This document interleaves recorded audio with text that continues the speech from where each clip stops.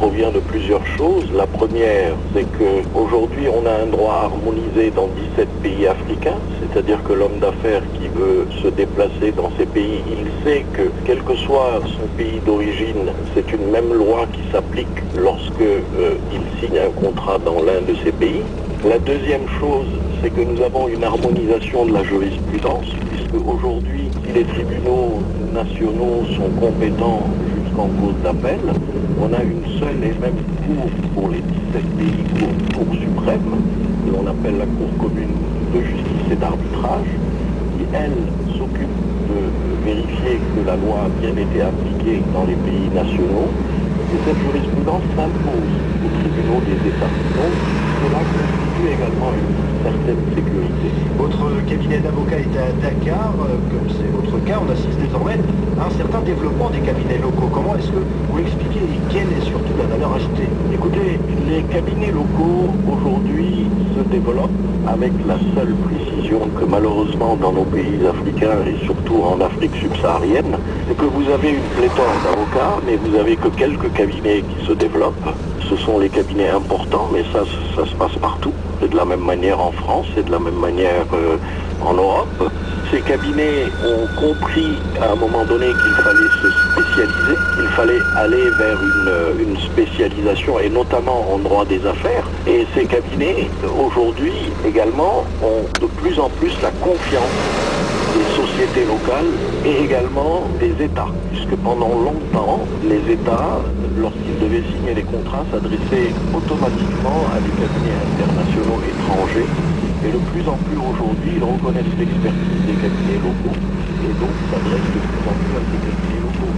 Donc cela a permis le développement de certains cabinets qui ont compris qu'il fallait se spécialiser et qui sont entrés dans ce créneau-là. Qu'en est-il de la confiance que vous accordez aux investisseurs étrangers? De plus en plus, effectivement, de plus en plus, mais comme dans tous les domaines, vous avez des sociétés sérieuses et d'autres qui le sont moins. Mais aujourd'hui, on commence à avoir également cette confiance parce que les entreprises locales ont compris qu'elles ne pouvaient plus fonctionner comme elles fonctionnaient il y a 20 ans, c'est-à-dire comme des petites épiceries, et qu'aujourd'hui elles doivent se structurer, elles doivent assister, et l'assistance de l'avocat devient de plus en plus nécessaire, et cela elles l'ont compris. Donc elles se font assister par des cabinets spécialisés.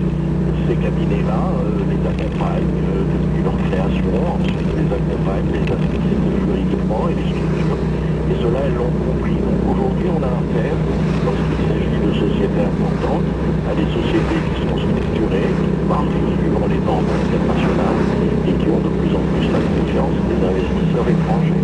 Maître Salim Kandjo, au Sénégal, vous exercez au quotidien.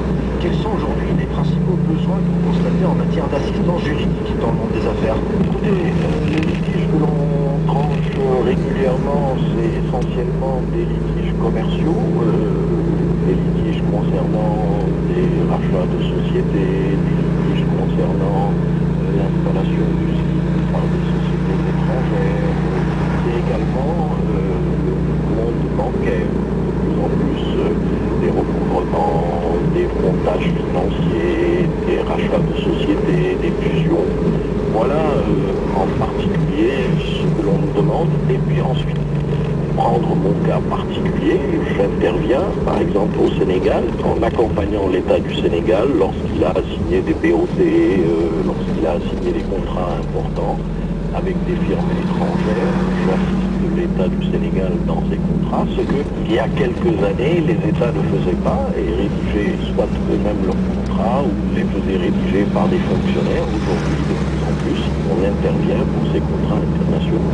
Merci Maître Mohamed Salim Kandjo, avocat au Sénégal, spécialiste du droit des affaires et l'un des pères fondateurs de l'OADA. C'est la fin de cette édition d'Afrique Invest, à retrouver comme tous les magazines de la rédaction sur www.dpr.com. Excellente suite.